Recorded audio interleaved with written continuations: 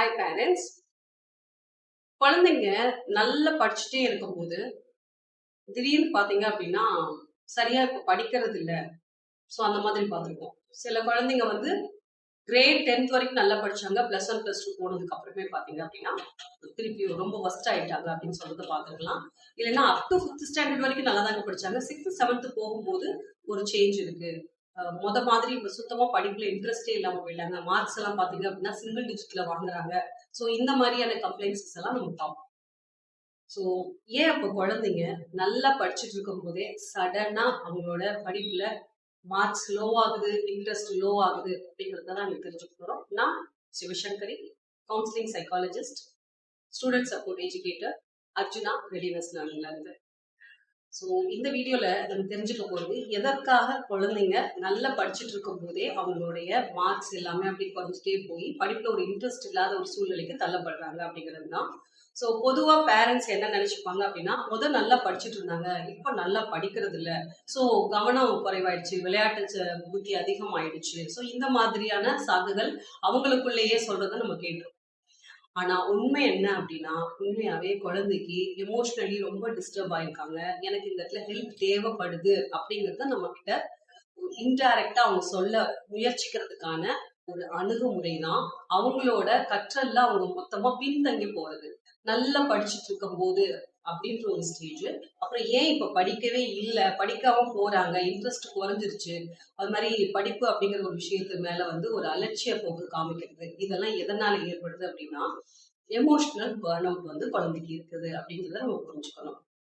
தொடர்ந்து marks, high mark score பண்ணணும், எப்பவுமே வந்து ஒரு குட் ஸ்டூடெண்ட் அப்படிங்கிற ஒரு நேம்ல இருக்கணும், நல்ல கிரேட்ல நம்ம எப்பயுமே இருக்கணும். ஸோ இந்த மாதிரியான தொடர்ந்து ஒரு ப்ரெஷரை சந்திச்சுட்டே இருக்கும்போது என்ன ஆகும் அப்படின்னா குழந்தைங்களுக்கு அது வந்து ஒரு ஸ்டேஜ்ல வந்து ரொம்ப போரிங்கா ஃபீல் ஆக ஆரம்பிச்சு. அதாவது மார்க்ஸ் அப்படிங்கிற ஒரு விஷயம் தான். எஜுகேஷனை பொறுத்த வரைக்கும் மார்க்ஸ் நல்லா ஹெவியா இருந்தது அப்படின்னால இல்ல ஹை ஸ்கோர் இருந்தாலோ நம்மள வந்து எல்லாருமே வந்து ஒரு குட் ஸ்டூடெண்ட்னு சொல்லிட்டு அக்செப்ட் பண்ணிடுவாங்க அப்படிங்கிற ஒரு விஷயத்தை தான் நம்ம இன்டைரக்டா அவங்க மண்டைக்குள்ள திரிச்சு எடுத்துட்டு போறோம். இன்னும் சில பேர் டைரக்டாவே அதை சொல்றதும் உண்டு.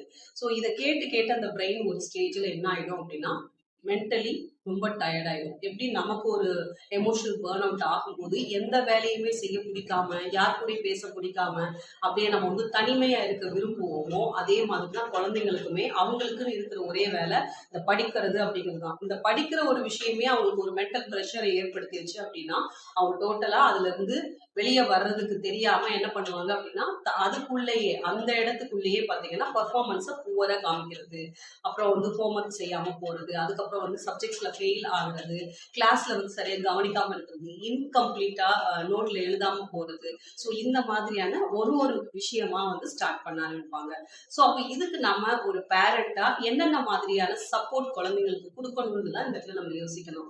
ஃபர்ஸ்ட் திங், குழந்தைய வந்து சின்ன சின்ன விஷயங்கள் வந்து அவங்க சாதிக்கும் போது நம்ம என்ன பண்ணணும் அப்படின்னா குட்டி குட்டி விஷயத்த கூட செலிப்ரேட் பண்ணணும் அவங்களோட சேர்ந்து. ஓகே குட் ஜாப் அப்படின்னு சொல்றதோட விட்டுட்டு வெரி குட் அப்படின்னு சொல்றதோட விட்டுட்டு ஏன்னா அது வந்து நம்ம அடிக்கடி சொல்லி சொல்லி சொல்லி கேட்டிருப்பாங்க அவங்க. பட் அவங்களுக்கு ஒரு மாதிரி அதுக்கு அந்த இதுல இருந்து அவங்க பின்தங்குறாங்க அப்படிங்கிற ஒரு விஷயத்த பார்க்கும் பொழுதே அவங்களுக்கு இதை விட ஜாஸ்தியா ஒரு விஷயம் தேவைப்படுது அப்படிங்கறத அதுல நம்ம புரிஞ்சுக்கணும். அப்போ நம்ம இனிமே இது வரைக்கும் வார்த்தைகளால அவங்கள பாராட்டினது போக இனிமே கொஞ்சம் மாறி, நீ இந்த விஷயம் பண்ணனாலே இன்னைக்கு நான் உன்னை வந்து ஒரு டின்னர் வெளியே கூட்டிட்டு போலான்னு இருக்கேன், உனக்கே உனக்காக பண்றேன்னு சொல்லிட்டு அவங்களோட ஸ்மால் வின்ஸ் எல்லாத்தையும் நம்ம பெருசா பேசி அதை செலிப்ரேட் பண்ணணும் அவங்களோட சேர்ந்து. அப்போ அவங்களை திருப்பி மீட் எடுத்துட்டு வந்துடலாம். இன்னொன்னு கம்பேரிஷன், அதை வந்து பண்றதை நிறுத்தணும். லாஸ்ட் டைம் அவங்களுக்குள்ளேயே கம்பேர் பண்றது, நாட் ஓன்லி வித் சிப்லிங்ஸ், இல்ல வந்து நம்மளோட அவங்க கிளாஸ்ல இருக்கக்கூடிய சக மாணவர்களோட, இல்ல நம்ம ரிலேட்டிவ்ஸோட இல்லாம சம்டைம்ஸ் அவங்களோடய நம்ம பண்ணுவோம். லாஸ்ட் டைம் நீ இவ்வளவு எடுத்த, இந்த டைம் நீ ஏன் இவ்வளவு எடுத்த அப்படின்னு சொல்லிட்டு, இல்ல லாஸ்ட் இயர் இப்படி பண்ண, இந்த இயர் இப்படி பண்ண அப்படின்னு சொல்லிட்டு அவங்களுடைய முன்னேற்றங்களையே வந்து பின்னடைவுகளா நம்ம காமிக்கிறது அப்படிங்கிறது அந்த தவறு. அந்த கம்பேரிஷன் பண்ண வேண்டாம். அதுக்கு பதிலா நீ கவலைப்படாத, லாஸ்ட் டைம் நம்ம இந்த மாதிரியான விஷயங்கள் எல்லாம் பண்ணியிருந்தோம்.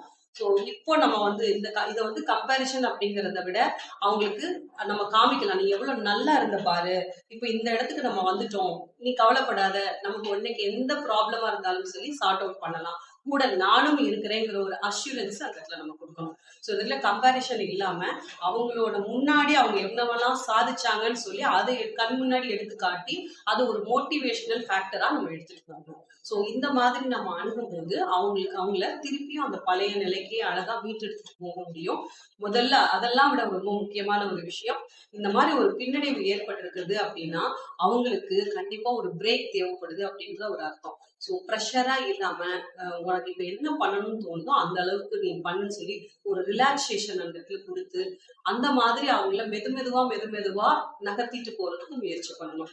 எடுத்த எடுப்புலயே நம்ம என்ன பண்ணக்கூடாது அப்படின்னா டோட்டலா இன்னொரு இடத்துல தூக்கி வைக்கிறதும் தவறு. அதே நேரத்துல நம்ம இந்த இடத்துல இருந்து நீ டோட்டலா இன்னொரு இடத்துக்கு மாறி போகணும்னு சொல்றதும் தவறு. அதுக்கு பதிலா ஒரு இடத்துல இருந்து கொஞ்சம் கொஞ்சமா அவங்க நகர்த்திட்டு போயிட்டோம் அப்படின்னா ஈஸியா அந்த இடத்துக்கு நம்ம எங்க ரீச் பண்ண வைக்கணும்னு நினைக்கிறோமோ அங்க நம்ம கொண்டுட்டு போயிடலாம். ஸோ 2 எக்ஸ்ட்ரீம்லயும் போய் நிக்காம கொஞ்சம் மிடில்ல நின்று மெதுவா நீங்க நகர்த்திட்டு போகணும். ஸோ அந்த ஒரு பேரண்டிங் வந்து நீங்க அணுகுமுறை பண்ணினீங்க அப்படின்னா அந்த குழந்தைங்க வந்து அந்த கற்றல்ல எப்படி பின்தங்கி வந்தாங்களோ அந்த இடத்துல இருந்து திருப்பி அந்த பழைய நிலைக்கு நீங்க எந்த ஒரு ஹைட்ஸ்க்கு அவங்களை எடுத்துட்டு போகணும்னு நினைச்சீங்களோ அந்த ஒரு நிலைக்கு அவங்களை அழகா நீங்க எடுத்துட்டு போயிடலாம்.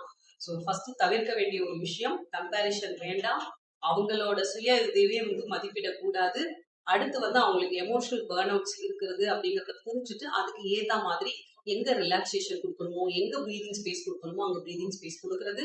3வது விஷயம் அவங்களோட சின்ன அச்சீவ்மெண்ட்ஸையும் நம்ம செலிப்ரேட் பண்ணணும். அவங்களோட சேர்ந்து எந்த ப்ராப்ளம் வந்தாலும் உன்னோட நானும் இருக்கேன் அப்படிங்கிற அஷூரன்ஸை நம்ம கொடுத்துட்டே இருக்கணும்.